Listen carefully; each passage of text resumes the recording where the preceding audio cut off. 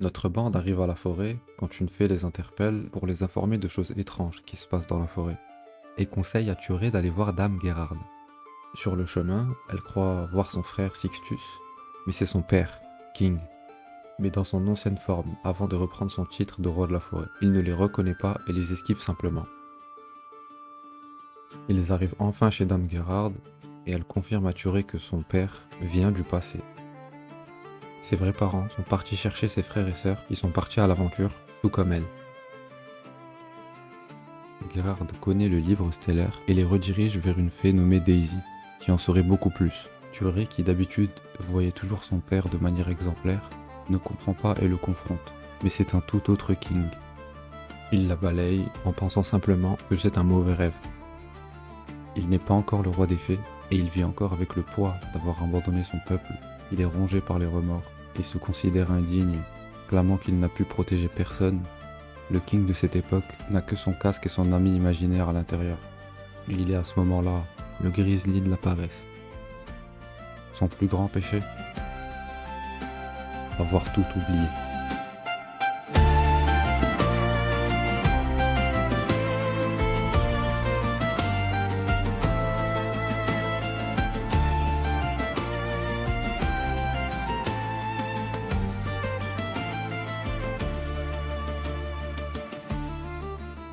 Thuré, déçu par son père, va dans un endroit reculé qui lui rappelle son enfance avec son père. Quand au même moment une plante va les attaquer, mais King connaissait aussi cet endroit et va les sauver. Cette plante avait été en fait corrompue par une épine. Ayant finalement retrouvé Daisy, elle reste très mystérieuse et vague et dit que quelqu'un de malveillant se cache dans la forêt. Le même type de plante caillonnaise sort de la terre, avec encore ces monstres des abysses, et quand Tristan et Thuré vont en parler à Daisy, elle va leur apprendre tout ce qu'elle sait sur le livre stellaire. Elle va révéler qu'elle n'est pas de cette époque, que cette tête de golem qu'elle a trouvée non plus, que c'est une ancienne arme de l'armée des démons, et parle de lignes temporelles. Elle fait aussi référence à Hawk qui était dans le purgatoire, où le temps s'écoule différemment, et qui est donc dans une différente ligne temporelle. Et tout ceci serait peut-être lié au livre stellaire. Elle sait tout ça car elle en est la créatrice. Elle parle du livre stellaire comme d'un enfant qui s'accroche à Tristan et qui voit le monde à travers lui. Un peu plus tard, au même endroit, une silhouette mystérieuse avec un pouvoir tout aussi mystérieux va ressusciter le golem, qui va reprendre sa mission initiale, attaquer la forêt.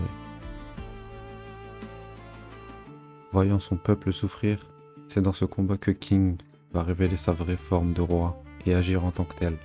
Suite à ça, le livre stellaire va guider nos héros vers le nord de la forêt, où cette fois-ci on retrouvera des fées corrompues, toujours avec cette même corne, ou cette fois-ci par des fleurs. Après avoir chassé le mal, il tombe sur une bande de fées effrayées par une mystérieuse fille avec des cornes, qui elle-même était aussi pourchassée par des créatures qu'on n'avait jamais vues à Lyonis. Pour les remercier, elle va leur raconter son histoire. Elle est Mani de la race des Dracos, une race qui était censée s'éteindre il y a bien longtemps. Et elle a fui son territoire, car Drake, le roi des Dracos, avait un plan pour réanimer le légendaire dragon ancien, afin de le terrasser à nouveau pour obtenir une matière nécessaire à leur survie et à celle de leur espèce. Le sang de l'ancien dragon qui se répandrait sur toute la terre et permettrait la continuité de l'espèce. Arrivé au territoire des Dracos, on n'y trouve que des humains sans forcer à y travailler. Mani et nos compagnons vont se battre pour les libérer. C'est là qu'on rencontre Kayla, maître d'armes de Mani, qui va révéler que Mani est la sœur de Drake. Elle va la convaincre et vont avancer ensemble. Drake surgit et prend Kayla à partie pour avoir dévié sa sœur de ses objectifs, et Mani va le rejoindre en échange de la vie de son maître. Lors du rituel d'invocation, l'équipe débarque et arrête Drake, qui s'était sacrifié en s'injectant du sang de dragon, qui voulait avoir le dragon ancien en lui. Le groupe lui demande de l'accompagner, mais elle veut rester auprès de son frère. Merci d'avoir regardé, c'était Shox de Shox Blues. On se retrouve au prochain chapitre. Abonnez-vous, likez, vous êtes des bons. Ciao.